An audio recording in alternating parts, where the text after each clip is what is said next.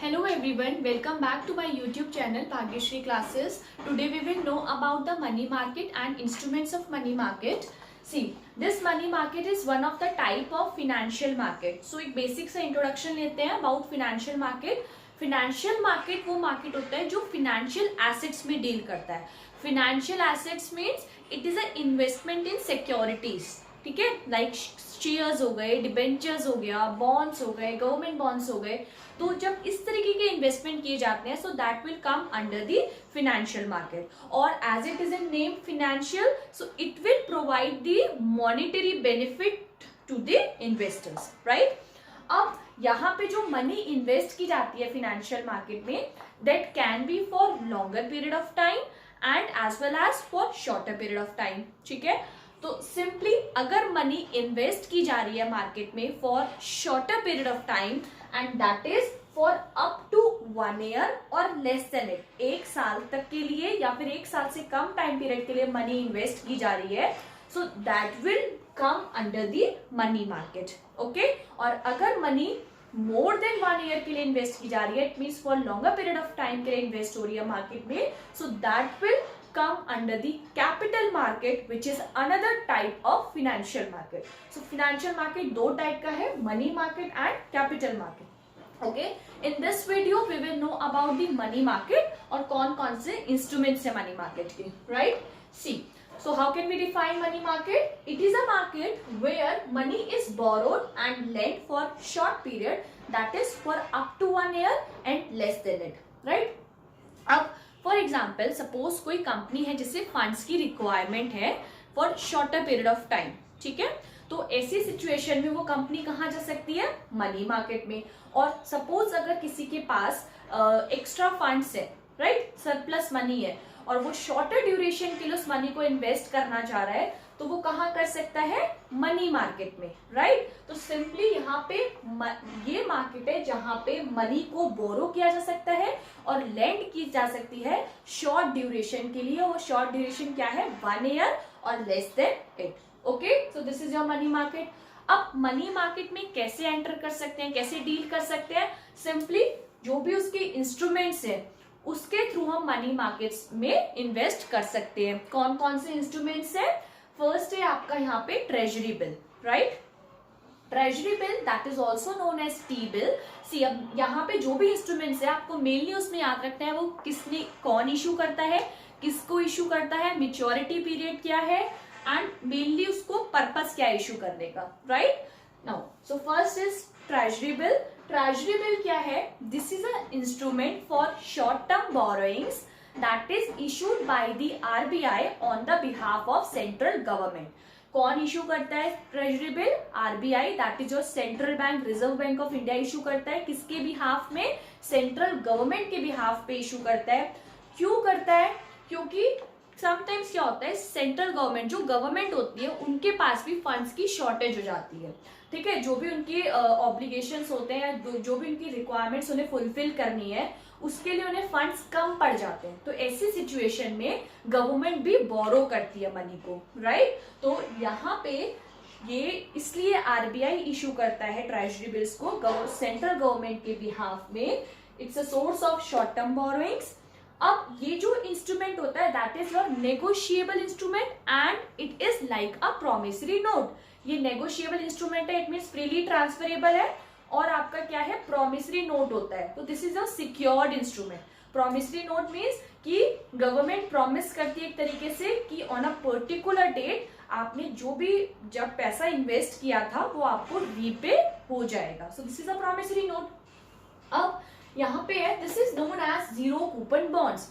ये zero coupon bonds कहलाता है बिकॉज ट्रेजरी बिल पे कोई इंटरेस्ट रेट नहीं प्रोवाइड की जाती. ठीक है, जैसे डिबेंचर्स, सपोज आपने में अगर डिबेंचर्स बाय करे हैं तो आपको एक फिक्स रेट ऑफ इंटरेस्ट मिलती है, जैसे हमारा 7%, 5% जो भी है, तो वो इन्वेस्टर को मिलती है. बट यहाँ पे अगर ट्रेजरी बिल में कोई इन्वेस्ट करता है तो कोई इंटरेस्ट रेट नहीं मिलती है. That's why it is known as zero coupon bonds. फिर जब कुछ इंटरेस्ट ही नहीं मिलता तो कोई इन्वेस्टर क्यों ट्रेजरी बिल बाय करेगा? सिंपली इसलिए करेगा बिकॉज उन्हें जो भी इन्वेस्टर होगा उससे एक तरीके से इनडायरेक्ट बेनिफिट मिलता है. कैसे मिलता है? सी, अब वो ऐसे कैसे मिलता है कि पहले तो जो भी ट्रेजरी बिल होगा that will be in the first amount will be 25,000, ठीक है। इट मीन्स जो स्टार्टिंग प्राइस होगा ट्रेजरी बिल का वो कितना है 25,000, ठीक है। और उसके बाद इसके मल्टीपल्स मीन्स ये 25,000 है, देन नेक्स्ट विल बी 50,000 और फिर देन 75,000, 1 लाख। इट मीन्स इसके मल्टीपल्स में ही आपका क्या होता है ट्रेजरी बिल का अमाउंट होता है, ठीक है। अब कैसे किसी इन्वेस्टर को इसका बेनिफिट मिलता है ट्रेजरी बिल का? सी, जब भी आरबीआई ट्रेजरी बिल को इश्यू करती है तो वो किस पे इश्यू करती है? जो भी ट्रेजरी बिल की फेस वैल्यू होती है उससे कम प्राइस पे इश्यू करती है, ठीक है। जैसे कि फॉर एग्जांपल मैंने एक टी बिल परचेज किया, बाय किया 25,000 का, मिनिमम अमाउंट था 25,000 का मैंने बाय किया। तो जब मैंने ये बाय किया तो मुझे कितने का पड़ा? गवर्नमेंट ने कितने पे इश्यू करेगी? जो भी इसकी, this is your face value, इसकी फेस वैल्यू से कम प्राइस पे। तो इट मीन सपोज गवर्नमेंट ने 22,000 पे कर दिया मुझे इश्यू, राइट। मैंने 22,000 में लिया। अब जो भी मेच्योरिटी पीरियड होगा that is with in 1 year, जो भी सपोज 90 डेज बाद ये मेच्योर हो जाता, मेरा ये जो टी बिल है ये मेच्योर होगा आफ्टर 90 डेज। तो रिडम्पशन के टाइम पे जब मैं इसको रिडीम करूंगी तो मुझे कितना प्राइस मिलेगा? जो इस टी बिल की फेस वैल्यू होगी। इट मीन्स कितनी थी face value? 25,000। So it means at the time of redemption I will gate 25,000। और जब मैंने खरीदा था तो मुझे कितने का पड़ा था? 22,000 का। तो ये जो इसका डिफरेंस होगा it means 25 minus 22,000, that is your 3,000 rupees is the amount of benefit that I will get as a investor, ठीक है। अगर मैं टी बिल में इन्वेस्ट कर रही हूँ तो मुझे डायरेक्ट इंटरेस्ट रेट तो कुछ नहीं दी, बट बेनिफिट तो हुआ ना 3,000 रुपीज का। तो सिंपली क्या बेनिफिट होता है कि जो भी रिडम्पशन के टाइम पे जो प्राइस आपको मिलेगा इट मीन्स फेस वैल्यू और माइनस जो इश्यूड प्राइस था उसका डिफरेंस जो होगा that is the benefit that any investor will get. Okay, this is your T bill. Now come on to the second instrument that is your commercial paper. Commercial paper कौन issue करता है? जो भी आपकी credit वर्दी companies होती है, large companies होती हैं, वो इशू करती है। क्यों इशू करती है? ऑब्वियसली उन्हें फंड्स की रिक्वायरमेंट होती है, तो वो शॉर्ट पीरियड ऑफ टाइम के लिए अगर उन्हें फंड्स की रिक्वायरमेंट है तो वो बोरोइंग्स पब्लिक से करती है, मांगती है सिंपली। तो सिंपली यहाँ पे क्या है? It is issued by large and credit worthy companies and it is a negotiable instrument. ये भी आपका negotiable instrument है, it means freely transferable है, it is like a promissory note. Then इसका जो maturity period होता है वो कितना होता है? 15 days to 1 year. It means इस speech के अंदर ही आपका, इस time period के अंदर आपका commercial bill mature हो जाता है। Okay? अब एज आई सेड क्यों इशू करती है? बिकॉज कंपनीज को शॉर्ट टर्म फंड्स की रिक्वायरमेंट होती है। जैसे उनकी वर्किंग कैपिटल सपोज सफिशिएंट नहीं है तो वो क्या कर सकती है? फंड्स को बोरो कर सकती है अपनी वर्किंग कैपिटल रिक्वायरमेंट को मीट करने के लिए, राइट। अब इसमें भी सेम केस है कि क्या बेनिफिट मिलता है इन्वेस्टर को कि इशू तो होता है ये किस पे? Less than the face value, and redeem होता है आपका फेस वैल्यू पे यानी पार पे, एट पार। तो जो भी डिफरेंस होगा वो इन्वेस्टर को बेनिफिट ऐसा मिलेगा, ठीक है। देन यहाँ पे जो इसका इंपॉर्टेंट यूज है that is it will be used for bridge financing, ठीक है। सो कमर्शियल पेपर किस लिए यूज किए जाते हैं? ब्रिज फाइनेंसिंग के लिए। ब्रिज फाइनेंसिंग क्या होती है कि जब भी कंपनी आपके फंड्स रेस करती है थ्रू दी लॉन्ग, जो भी आपके सोर्सेज होते हैं, लॉन्ग टर्म सोर्सेज होते हैं फिनेंस के, जैसे शेयर्स इशू करके, डिबेंचर्स इशू करके मार्केट में, तो ऐसे में क्या होता है कंपनी को बहुत एक्स्ट्रा कॉस्ट आती है, ठीक है। जैसे कि ब्रोकरेज लग रहा है, कमीशन लग रहा है, ठीक है, आपका प्रोस्पेक्टस इशू करने में कॉस्ट आ रही है, तो इस कॉस्ट को क्या बोलते हैं? Flotation cost. जो भी एडिशनल कॉस्ट आती है जब कंपनी लॉन्ग टर्म सोर्स से फंड्स रेज करती है that is your flotation cost. तो उस कॉस्ट को मीट करने के लिए कंपनी जब कॉमर्शियल पेपर के थ्रू एक तरीके से बोरोइंग्स का यूज करती है, सो that will be the bridge financing, right. So that is clear. Bridge financing क्या है? जब कंपनी जो भी शॉर्ट टर्म बोरोइंग्स होती है उनको यूज करती है अपनी फ्लोटेशन कॉस्ट को मीट करने के लिए, that is the bridge financing. Okay, then next point is call money. Call money क्या है? सिंपली ये जो होती है that is between the banks, banks के बीच में होती है।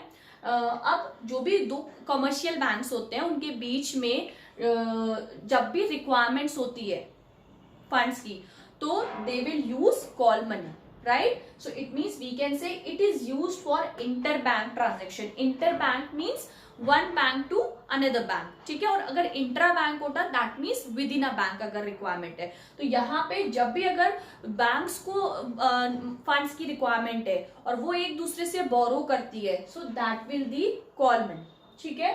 तो यहाँ पे ये जो इसका अब जरूरत क्या होती है, बैंक्स को जनरली क्या जरूरत पड़ती है, क्यों बैंक को क्या होता है कि एज पर दी आरबीआई बैंक को अपने पास एक मिनिमम कैश बैलेंस रखना होता है, ठीक है। That is known as CRR, cash reserve ratio, कि हर कमर्शियल बैंक को आरबीआई के पास एक मिनिमम कैश बैलेंस रखवाना होता है, ठीक है। अब ये जो रेट होती है सीआरआर की, ये भी फ्लक्चुएट होती रहती है टाइम टू टाइम, ठीक है। बट ये जो बैलेंस है वो हर कमर्शियल बैंक को मेंटेन करके रखना है।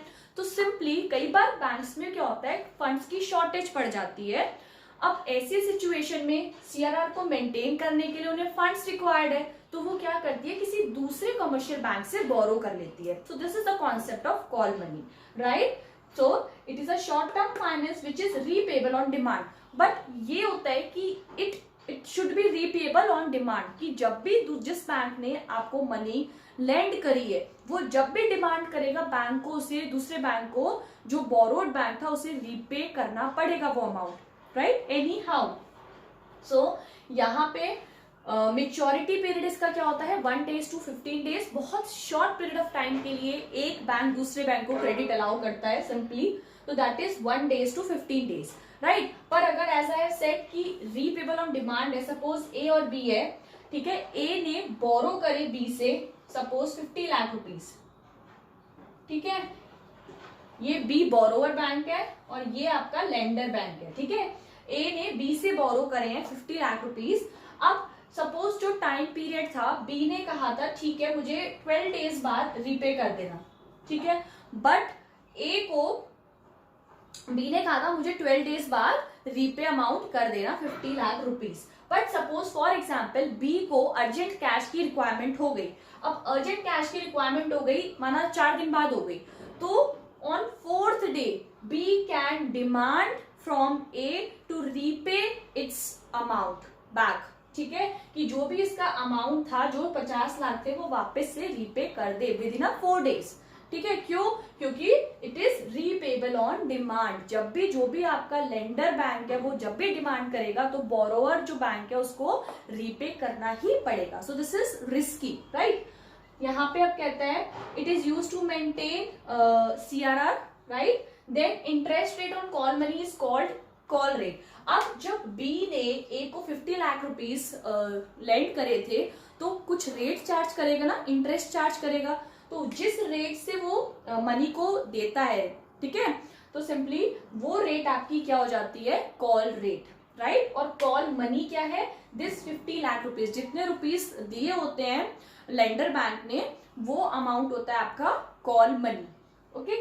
अब यहाँ पे interest rate on call money is called call rate. Inverse relationship होता है कॉल रेट में और कॉल मनी में। जो डिमांड होगी कॉल मनी में, उसमें इनवर्स रिलेशनशिप होता है। ऑब्वियसली सपोज अभी वो 5% चार्ज कर रहा था बी, और अगर रेट बढ़ा दी, मतलब 7% से इंटरेस्ट चार्ज करने लग गया, तो जो ए बैंक है वो ऑब्वियसली क्यों लेगा बी से मनी, बोरो क्यों करेगा बी से, वो कोई और जो मीन्स है और कोई इंस्ट्रूमेंट्स में डील करेगा, उसके थ्रू मनी लैंड करेगा, ठीक है ना, उसके थ्रू मनी को बोरो करेगा। तो सिंपली अगर जो रेट होगी वो बढ़ेगी कॉल रेट, तो डिमांड फॉर कॉल मनी कम हो जाएगी, और ठीक है, एंड अगर कम होगी तो डिमांड फॉर कॉल मनी बढ़ जाएगी, right. Now next is your certificate of deposit. Certificate of deposit क्या है, it is issued by the commercial banks and the developmental financial institution. ये इशू करते हैं, किसको इशू करते हैं, इंडिविजुअल्स को कर सकते हैं, कंपनीज को कर सकते हैं, राइट। अब यहाँ पे कहता है कब इशू करते हैं, जब ऐसी सिचुएशन आती है कि बैंक्स में डिपॉजिट रेट तो कम होती है। इट मीन्स जो इंडिविजुअल्स है, जो इन्वेस्टर्स है, वो बैंक पे इतना डिपॉजिट तो नहीं कर रहे हैं, बट मनी की रिक्वायरमेंट बहुत ज्यादा है, ठीक है। इट मीन्स जो पब्लिक है, बैंक के मेनली 2 फंक्शन है, डिपॉजिट और लैंडिंग, ठीक है, तो दोनों फुलफिल करने हैं बैंक को, बट बैंक के पास इतना पैसा नहीं आ रहा है, बट जो इंडिविजुअल्स हैं वो कैश की डिमांड, मनी की डिमांड ज्यादा कर रहे हैं, तो that is what tight liquidity situation है, ठीक है। ऐसी सिचुएशन में जो बैंक्स होते हैं वो सर्टिफिकेट ऑफ डिपॉजिट इशू करते हैं, किसको, इंडिविजुअल्स को एंड कॉर्पोरेशंस को, ठीक है, और एक तरीके से उनसे मनी बोरो कर लेते हैं, okay. So this provide large amount of money for short period of time, तो शॉर्ट पीरियड ऑफ टाइम के लिए बैंक्स के पास एक तरीके से पैसा आ जाता है और फिर वो अपने जो भी फंक्शंस होते हैं उनको परफॉर्म कर लेते हैं इजीली, ठीक है। सो लास्ट पॉइंट है आपका कॉमर्शियल बिल। कॉमर्शियल बिल क्या होता है, it is like a bill of exchange. Bill of exchange is what, it is used by the companies to finance their credit sales. It means कि जब भी company credit sale कर रही है तो जो आपकी सेलर कंपनी होती है that will issue the bill of exchange, that is also known as trade bill. जैसे यहाँ पे दो कंपनीज है, suppose A and B, right. A is your seller company which is known as drawer and B क्या है आपकी buyer company which is known as drawing, right. अब for example A ने क्रेडिट सेल करी, credit पे goods sale करी है, किसको, बी को, राइट। तो ए क्या करेगी, एक बिल ऑफ एक्सचेंज ड्रॉ करेगी जिसे ट्रेड बिल भी बोलते हैं, जिसमें क्या मेंशन होगा that on a particular date B जो भी अमाउंट था क्रेडिट सेल का वो पेमेंट करेगी उसकी, ठीक है। तो फॉर एग्जाम्पल यहाँ पे क्रेडिट सेल्स हुई 50,000 रुपीज की, तो जो बिल ऑफ एक्सचेंज होगा उसमें क्या होगा that on a particular date suppose after 3 months B क्या करेगा, पेमेंट करेगा ए को 50,000 rupees, right. So this is your bill of exchange और ट्रेड बिल। अब what is this commercial bill, कि when this trade bill is being accepted by the commercial banks then it is known as the commercial bill। क्या मतलब है यहाँ पे, जैसे अब ए को पता है कि 3 months बाद उनको पेमेंट रिसीव होगी, ठीक है, बी से, बट ए को कैश की रिक्वायरमेंट आ गई सपोज आफ्टर 1 month, तो ए क्या कर सकता है, ए जो ए के पास बिल है उसको लेके कहाँ जा सकता है, कमर्शियल बैंक्स के पास, ठीक है। तो कमर्शियल बैंक्स के पास जाएगा और अपने बिल को क्या करा सकता है, डिस्काउंट करा सकता है। डिस्काउंट मीन्स उसे इन कैश करा लेगा, ठीक है। अब बैंक क्या करेगा, ए को दैट इज योर ड्रॉअर, उसको 50,000 रुपीज इन कैश कर देगा, डिस्काउंट कर देगा, ठीक है, जो भी अमाउंट था बिल का वो दे देगा, और साथ के साथ क्या करेगा, कमीशन चार्ज करेगा, ठीक है, कुछ अमाउंट कमीशन का चार्ज करेगा, सपोज 1% चार्ज करेगा जो भी बिल अमाउंट था, तो 50,000 का 1% कितना हुआ, 500 रुपीज। यानी बैंक ए से जो सेलर है, ड्रॉअर है जो, उससे कैश दे देगा 50,000 और साथ की साथ क्या करेगा, उससे कमीशन चार्ज करेगा जो भी रेट होगी उससे, फाइन। अब ऑन अ पर्टिकुलर डेट जो भी बिल में मेंशन थी that is after 3 months bank की रिस्पॉन्सिबिलिटी है। अब बैंक क्या करेगा, आफ्टर 3 months जो बी था उससे 50,000 रुपीज रिसीव कर लेगा, ठीक है। सो इट मीन्स ए को तो इमीडिएटली दे दिया था और उससे कमीशन चार्ज किया था उसके लिए, ठीक है, और बी से जो भी मेच्योरिटी टाइम था उस पे जाके पेमेंट कलेक्ट करी। सो this is your what, commercial bill, that when the trade bill is being accepted by the commercial banks then that is your commercial bill, right। so this is your also negotiable instrument है ये, ठीक है। so this is all about the instruments of money market। so thank you for watching my video and please like and subscribe the channel for more such videos। thank you।